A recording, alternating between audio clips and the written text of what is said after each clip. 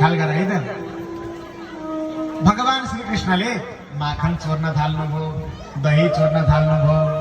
अनि दही त चोर्नुहुन्थ्यो, चोरिसकेपछि गोपीहरूलाई चाहिँ बडा रमाइलो लाग्थ्यो, अझै आएर चोरिदिए पनि हुन्थ्यो नि भने जस्तो लाग्थ्यो। कमसे कम कृष्ण आएर देख्न पाउँथ्यो नि कृष्णलाई।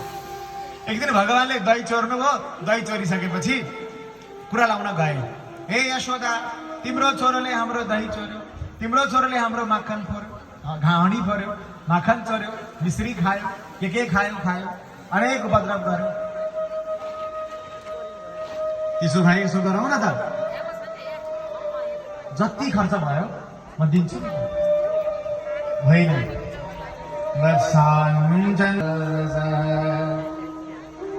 गाई दुहुने बेलामा बाछो छोडेको त राम्रो, दिउँसै बाछा खोलिदिन्छ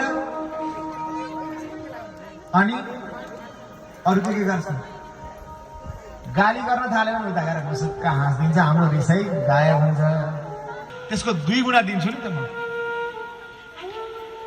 अस्ति दिएको हाम्रो पेयं स्वाद्वत्यथ दधिमय कल्पितै, चोरेरै खाए पनि ठिक छ नि त, ठिक छ, जति खाने दिन्छु नि त।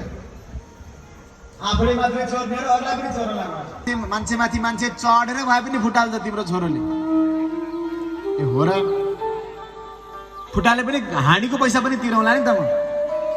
जति सचे बाँदरहरूलाई बोलाए बोलाए आऊ आऊ भनेर खुवाउँछ। ठिक छ, बाँदरलाई नै खुवाएको पनि म दिउँला नि त। नाति भाण्डम भिनति, खाने मात्रै हो।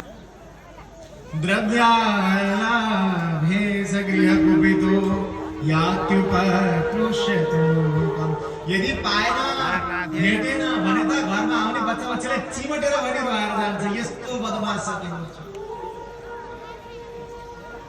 त्यति सुनिसकेपछि यशोदा माताले भन्नु हो कि होइन, हे कृष्ण भन्।